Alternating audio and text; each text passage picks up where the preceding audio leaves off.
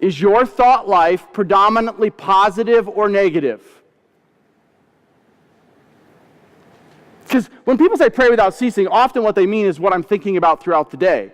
And again, there are people that are really, really good at that. I'm not one of them. I'm praying that I would get better at that. But guys, the problem is most of the time if all we're focused on is our own thoughts, the enemy is so good at twisting our thoughts that most of our thoughts are negative in their approach. What's been done wrong to me? What problems do I have coming up? What issue? That's why there's so much talk about don't worry, don't be anxious. But he's saying, guys, guard your hearts and minds. What's going to guard your hearts and minds? Be anxious for nothing, but in everything, by prayer and supplication, present your requests to God. That's what guards our hearts and minds, so that we can focus on the things that are just and commendable. The things that are good and lovely and beautiful. Guys, you talk to yourself more than anyone else does. You give yourself counsel more than any other person does. What are you saying to yourself? When you get done with the conversation, are you better or worse for it? And I've shared countless times of where I am the latter. I am worse for it.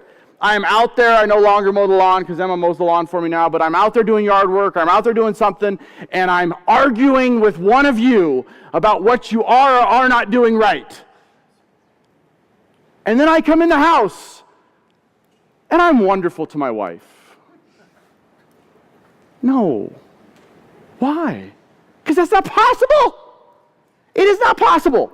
It is not possible to walk around having a negative thought life, thinking about negative things, I'm not even talking about evil, disgusting things like pornography or movies that just are going to just suck you into a hole of darkness. I'm just talking about just the common conversations you have in your head. You cannot have negative conversations in your head and have a positive outlook on the Lord. You can't. And yet, the reverse is also true, praise God.